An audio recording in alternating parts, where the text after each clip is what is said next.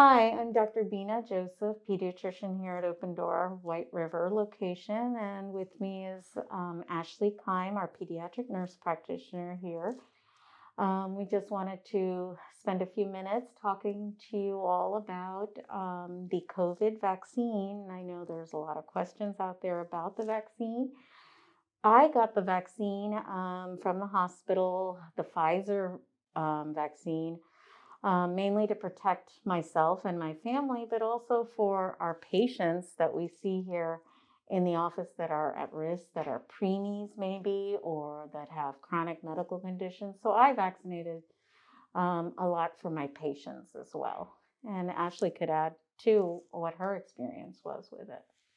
I actually got the Moderna vaccine, and I got it back in December, and it wasn't even a question in my head to do it or to not do it. It was just automatic. I've always been a very pro-vaccine person. I worked at Raleigh. I saw a lot of kids die from vaccine-preventable illnesses. So if there's a vaccine for it, I generally trust it. So I got it right away as soon as I could. I got it for myself. I got it for my family, my grandparents, who I desperately just want to see, all the kids who can't get it at work, my coworkers who maybe might not want to get it. I got it to prove that if I got it, it's safe for you. I've had parents ask me questions about the vaccine if they would get it, and I usually am very open that I have gotten it. Once my kids are approved to get it, they will definitely get it, no question.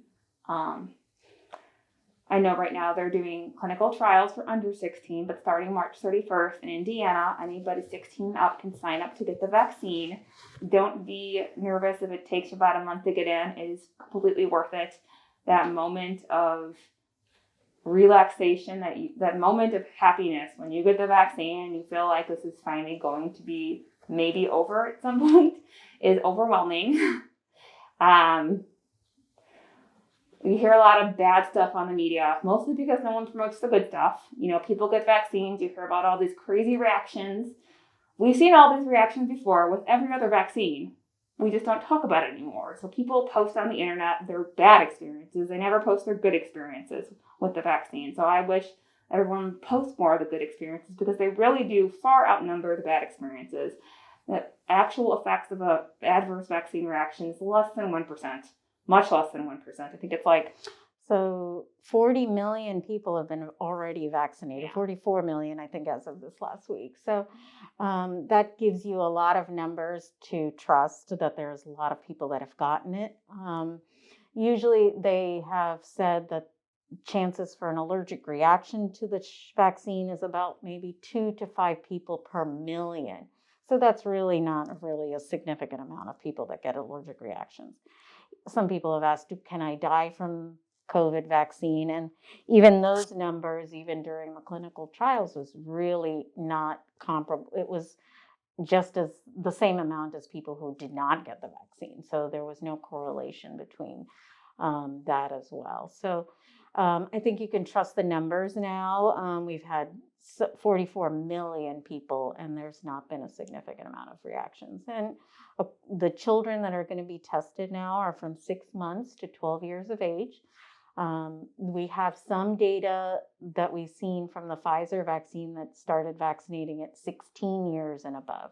So there are some children that did receive the COVID vaccine, and they did just as well as the adults did. So 7,000 kids have been recruited for the upcoming trials, and they'll go through all the phases of phase 1 through 3 of the trials to see if there are any major side effects or major adverse effects that are really unique to children.